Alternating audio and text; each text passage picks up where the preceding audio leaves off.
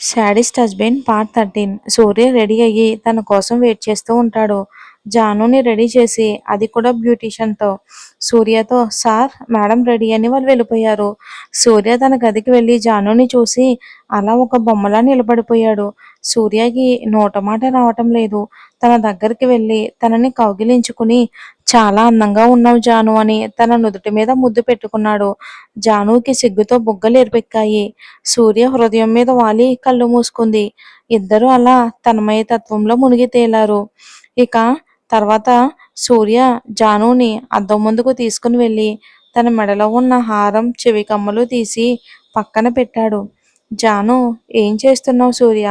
ఎందుకు తీస్తున్నావు? సూర్య, కాసేపు ఆగు, నేను చేస్తుంది చూస్తూ ఉండు. సూర్య తన జేబులో నుండి ఒక పెట్టె తీసి జాను ముందు పెట్టాడు. జానుకి కళ్ళతోనే అది ఓపెన్ చేయని అన్నాడు. జాను బాక్స్ ఓపెన్ చేసింది. అందులో ఒక డైమండ్ నెక్లెస్ ఉంది. అది చూసి జాను పెదవులపై ఒక చిన్న చిరునవ్వు వచ్చి చేరింది.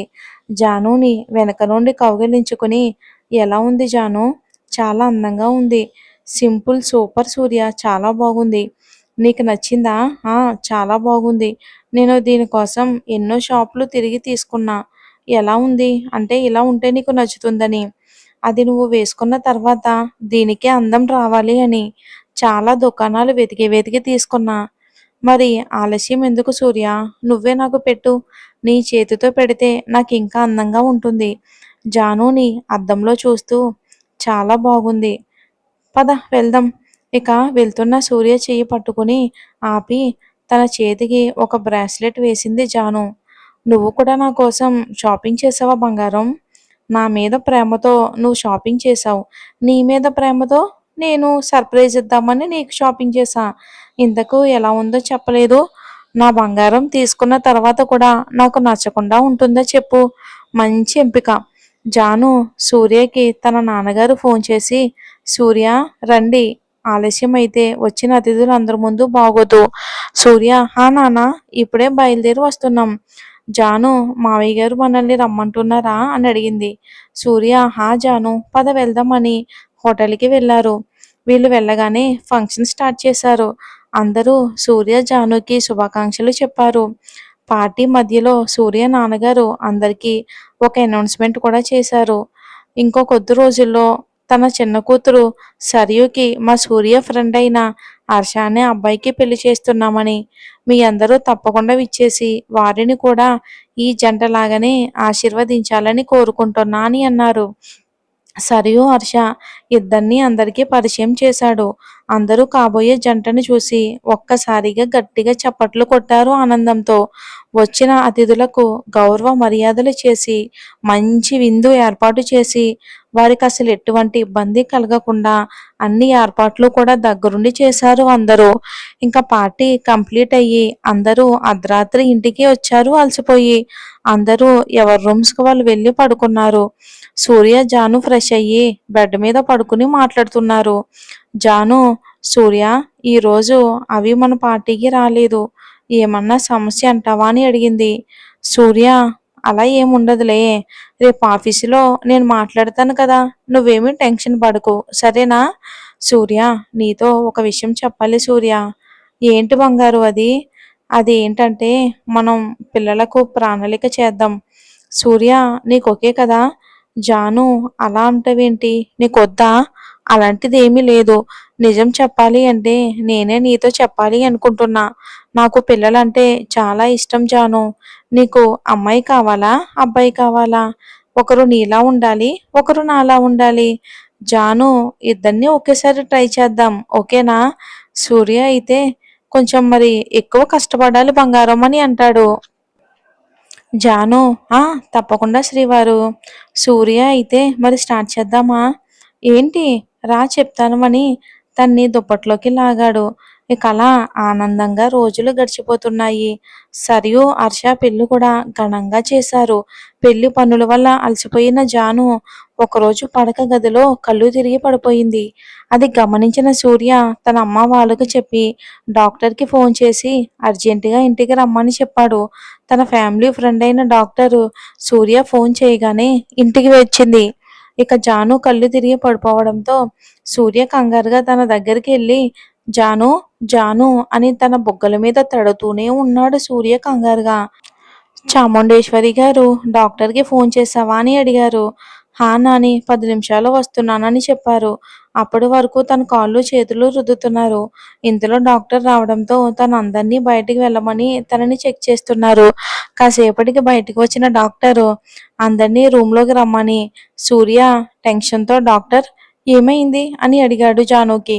డాక్టర్ సూర్యతో టెన్షన్ ఏమీ లేదు సూర్య, అభినందనలు సూర్య, ఆమె గర్భవతి.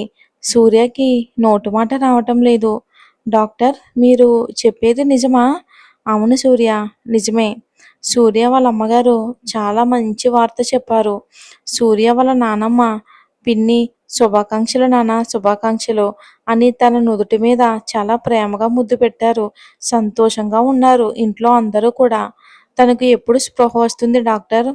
అది మీతో ఇంకొక ముఖ్యమైన విషయం చెప్పాలి సూర్య. తను చాలా వీక్‌గా ఉంది. తనని చాలా జాగ్రత్తగా చూసుకోవాలి. తనకి ఇప్పుడు విశ్రాంతి చాలా అవసరం. అలాగే ఫుడ్ డైట్ అవసరం. రేపు మీరు తన్ని హాస్పిటల్‌కి తీసుకుని రండి. కొన్ని పరీక్షలు చేయాలి. ఇంకో 10 నిమిషాల్లో తనకి మెలుకువ వస్తుంది. సూర్య థ్యాంక్ యూ డాక్టర్. రేపు తన్ని తప్పకుండా హాస్పిటల్‌కి తీసుకుని వస్తాను. సరే డాక్టర్ సరే. ఇక డాక్టర్ వెళ్ళగానే సూర్య జాను పక్కన కూర్చుని తన తల నిమురుతూ తన నుదుటి మీద ముద్దు పెట్టాడు ప్రేమగా. జాను మెల్లగా కళ్ళు తెరిచి తన పక్కన కూర్చున్న సూర్యాన్ని చూసి లేచి కూర్చుని సూర్య నాకేమయ్యింది? అత్తయ్య వాళ్ళు ఎందుకు అంతా ఇక్కడే ఉన్నారు? లక్ష్మి గారు ఏం కాలేదు తల్లి. నీ కోసం రసం పంపిస్తాను. తాగి విశ్రాంతి తీసుకో. సూర్య తనకి విషయం చెప్పు. అందరూ వెళ్ళాక జాను ఏంటి సూర్య? అత్తయ్య ఏం చెప్పమంటున్నారు? సూర్య ముందు నీకు అభినందనలు జాను. జాను ఎందుకు సూర్య? నువ్వు తల్లివి కాబోతున్నావు జాను. జాను నువ్వు చెప్పింది నిజమా సూర్య? నిజమే జాను. మొదట నేను కూడా నమ్మలేదు. నువ్వు అలా కింద పడిపోయినప్పుడు నాకు చాలా టెన్షన్‌గా అనిపించింది జాను. వెంటనే డాక్టర్‌కి కాల్ చేసి రమ్మన్నాను భయమేసి. తను నిన్ను చెక్ చేసి విషయం చెప్పారు నాకు. నువ్వు చాలా వీక్‌గా ఉన్నావంట. రెస్ట్ తీసుకోమని చెప్పారు. రేపు హాస్పిటల్‌కి వస్తే నీకేవో కొన్ని పరీక్షలు చేయాలని కూడా చెప్పారు. లక్ష్మి గారు పని మనిషితో జానుకి రసాన్ని పంపించారు. సూర్య తనతో తాగించి విశ్రాంతి తీసుకో జాను. నేను అత్తయ్య వాళ్ళకి ఫోన్ చేసి విషయం చెప్తాను. సూర్య పిన్ని నేను కాల్ చేసి విషయం చెప్పాను. వారిప్పుడే బయలుదేరి వస్తున్నారు. లావణ్య జాను పక్కన నేను ఉంటాను. నువ్వు వెళ్ళి ఫ్రెష్ అవ్వు. నీకేమయ్యిందోనని చాలా టెన్షన్ పడ్డాడు సూర్య. సూర్య అలాంటిదేమీ లేదు పిన్ని. జాను వెళ్ళి ఫ్రెష్ అయ్యిరా. సరే ఇప్పుడే ఫ్రెష్ అయ్యి వస్తాను. సాయంత్రం సూర్య, నాన్న, బాబాయ్, జాను వాళ్ళ అమ్మ, నాన్న అందరూ వచ్చారు. విషయం తెలిసి వారు కూడా హ్యాపీగా ఫీల్ అయ్యారు. ఇంట్లో చిన్న వేడుక చేసుకున్నారు. మరుసటి రోజు జానుని హాస్పిటల్‌కి తీసుకుని వెళ్ళి అన్ని పరీక్షలు చేయించి రిపోర్ట్స్ తీసుకుని డాక్టర్‌ని కలిశారు. డాక్టర్ అన్ని నివేదికలు చూసి అంతా బాగుంది. ఇప్పుడు 8 వారాలయ్యింది. కడుపులో బిడ్డ ఎదుగుదల కూడా బాగుంది. కానీ తను వీక్‌గా అనిపిస్తుంది. తనకి విశ్రాంతి అవసరం. ఇంకో 3 వారాలు తను బెడ్ రెస్ట్ తీసుకోవాలి. తన్ని జాగ్రత్తగా చూసుకోండి. ఇప్పుడు మందులు ఇస్తున్నా. ఇంకో 10 రోజుల తర్వాత రండి. సూర్య అలాగే డాక్టర్ అని జానుని తీసుకుని వెళ్లారు. జాను బెడ్ రెస్ట్ తీసుకోవడంతో తనకి చాలా బోర్‌గా అనిపించి అవికి కాల్ చేసి ఇంటికి రమ్మంది. తనకి కూడా విషయం చెప్పింది. తను కూడా హ్యాపీగా ఫీల్ అయ్యింది. అలా రోజులు గడిచిపోతున్నాయి. అవి అప్పుడప్పుడు ఇంటికి వచ్చి జానుతో మాట్లాడుతూ ఉండేది. సూర్య అయితే తన సంతోషానికి అవధులు లేవు. జాను గర్భవతి అని తెలిసినప్పటి నుండి తనని ఒక చంటి పాపలా చూసుకుంటూ ఉన్నాడు. ఇంతలో జానుకి 5వ నెల వచ్చింది. పుట్టింటివారు, అత్తింటివారు ఇద్దరూ కలిసి తనకి శ్రీమంతం చెయ్యాలి అనుకున్నారు. మంచి రోజు చూసి జాహ్నవికి శ్రీమంతం చెయ్యాలి. ఇంట్లో అన్ని ఏర్పాట్లు కూడా ఘనంగా చేశారు. జాను, సూర్య అవికి కాల్ చేసి ఫంక్షన్‌కి రమ్మని చెప్పారు. వాళ్ళకి తెలిసిన సన్నిహిత మిత్రులను ఆహ్వానించారు. ఆ రోజు రానే వచ్చింది. జాను శ్రీమంతం చాలా బాగా జరిగింది. అవి తనని సూర్యాని ఆట పట్టించాలని అక్క పుట్టబోయేవారు ఎవరైనా నీలాగే అందంగా ముద్దుగా ఉండాలి. కానీ మీ ఆయనలాగా ఎప్పుడూ కోపంగా ఉండకూడదు. చాముండేశ్వరి గారు అంటే నా మనవడు అందంగా లేడా? అలాంటిది ఏం లేదు కానీ నీ మనవడు మా అక్కలాగా ఎప్పుడూ నవ్వుతూ ఉంటాడా చెప్పండి. బామ్మగారు, నువ్వు చెప్పింది కూడా నిజమే అనుకో. సూర్య, నాని, ఏంటి నువ్వు ఆ తింగరదేదో అంటే నువ్వు కూడా దాంతో కలిసిపోయావా? అవి అక్క, ఏమన్నా కానీ నీకు పుట్టబోయేవారు చాలా అందంగా ఉండాలి అని అంటుంది. జాను తప్పకుండా అలా ఆనందంగా శ్రీమంతం కంప్లీట్ అయింది. జానుకి తను వేసుకున్న నగలతో చికాకుగా ఉండగా, అవి నా గదికి పద, కొంచెం చీర మార్చుకుంటాను. అవి జానుని పైకి తీసుకెళ్తూ ఉంటే, సూర్య, జాను ఎక్కడికి అని అన్నాడు. చీర మొయ్యలేకపోతున్నాను, మార్చుకుని వస్తాను. అవిని హెల్ప్ చేయమని రూమ్‌కి తీసుకుని వెళ్తున్నాను సూర్య. జాను బుగ్గ మీద ముద్దు పెట్టి, జాగ్రత్త.